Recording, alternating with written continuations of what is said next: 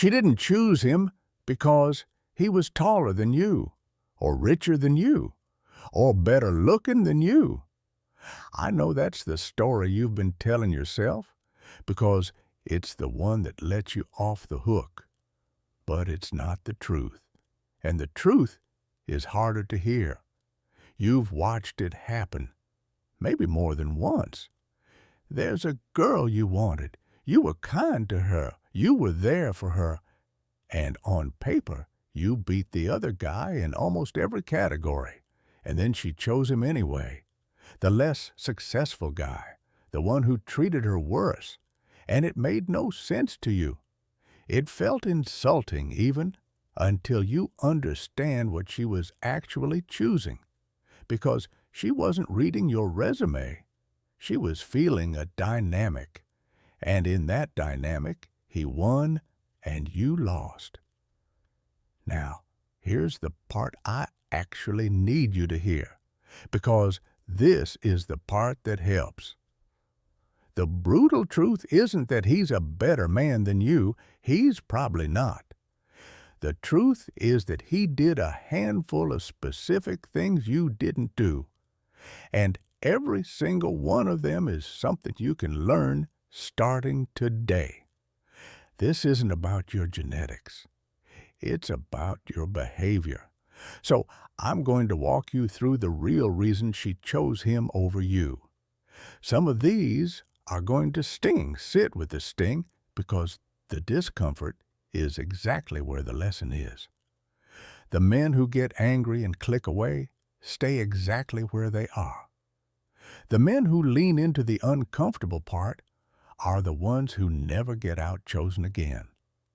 And stay till the last one, because it's the one that quietly decided the whole thing, and it's the one almost nobody is willing to admit about themselves.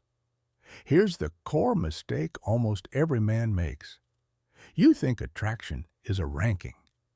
You believe that if you're taller, kinder, more successful, more loyal, if you score higher on the checklist, you win. So you stack up your stats and you wait to be chosen for them. But attraction was never a checklist. It's a feeling. And a woman does not feel attraction for the man with the best stats.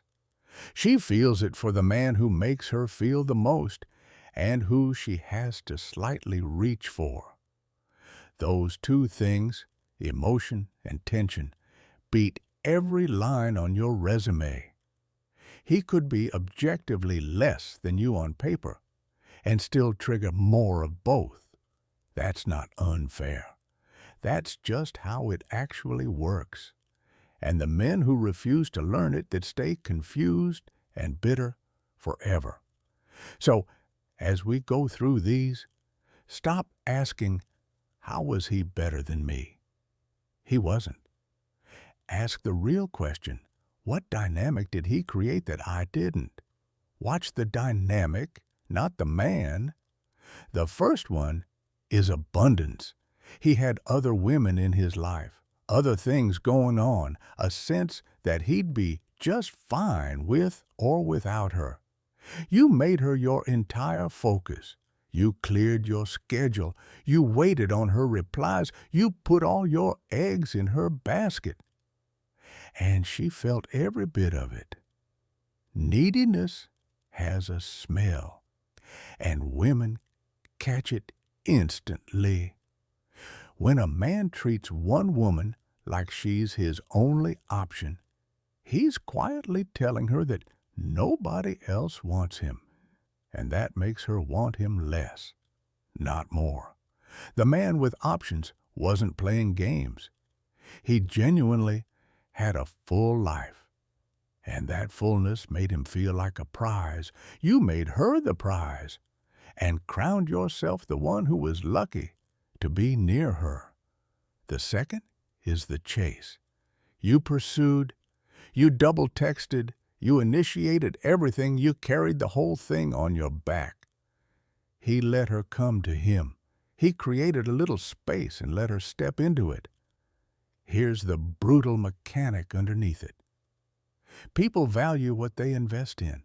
By doing all the chasing, you did all the investing, which means her brain never got the chance to invest in you, and so it never decided you were worth it.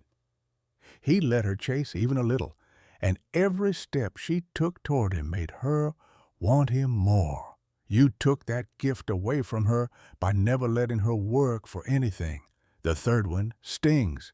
He had standards. He had things he wouldn't tolerate, and she could feel that he'd actually walk away if she crossed them.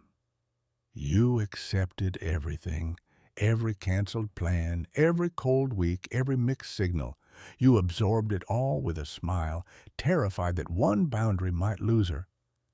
But a man who accepts everything is telling her he has no self-respect, and there is nothing attractive about a man who doesn't value himself. She can't respect what you won't protect. He kept his standards, and the fact that he could lose her made her hold on tighter.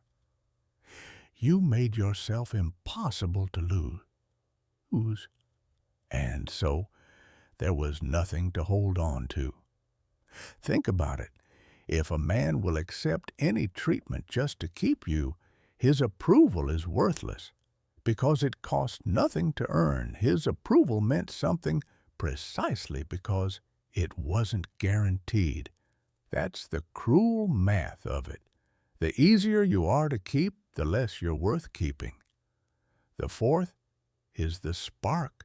With you, everything was nice, pleasant, safe. You asked good questions. You were considerate. You were in a great conversation. And you bored her, even if she couldn't say why. He made her feel something. He teased her. He challenged her. He created little moments of tension and play and surprise. He made her laugh and occasionally made her a little frustrated, and that emotional roller coaster lit her up. Attraction isn't built on comfort and agreement. It's built on emotion, the ups and the downs. You gave her a calm, flat line. He gave her a heartbeat. And this is the trap of being the nice guy.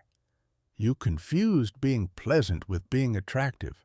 They are not the same thing. Pleasant is forgettable. A man who can make her feel something, who isn't afraid to disagree with her or tease her or create a little friction, is a man she replays in her head that night. Nobody lies awake thinking about the conversation that was merely nice. The fifth is mystery. You let her have all of you immediately. You told her how you felt. You made your intentions completely clear. You became a sure thing within a week. There was nothing left to wonder about. He stayed a little unreadable.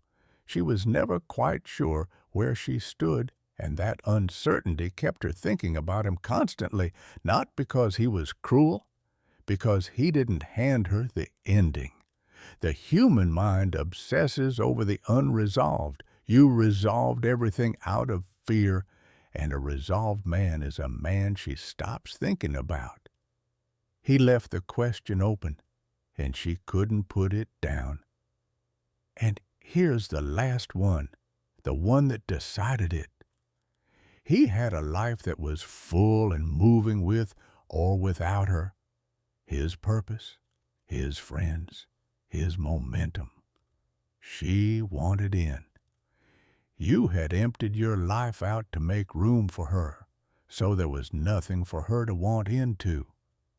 You had become a man whose whole world was one woman. That is the least attractive thing on earth because it puts unbearable pressure on her to be your everything, while erasing the very man she might have wanted.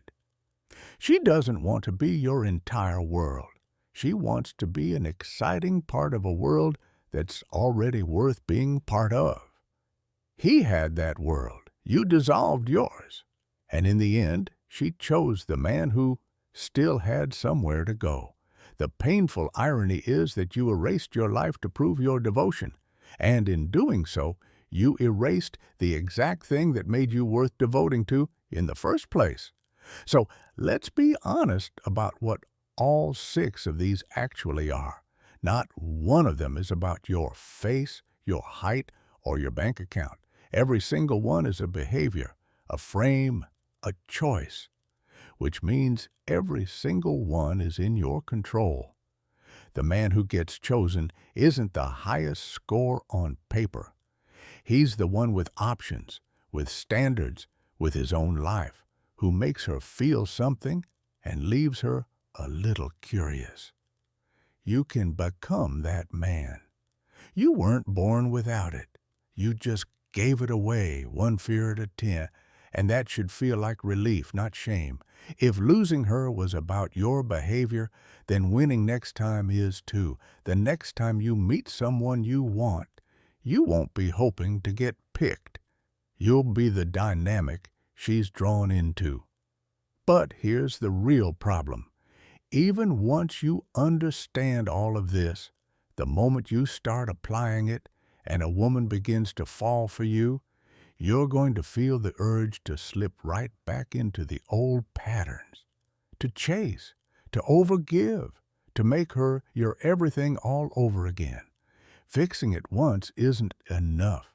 So, in the next video, I'm breaking down how to make her chase you, even after she's already fallen, so you never lose her to him again. It's the difference between getting chosen once and never being the second choice again. Watch that one next.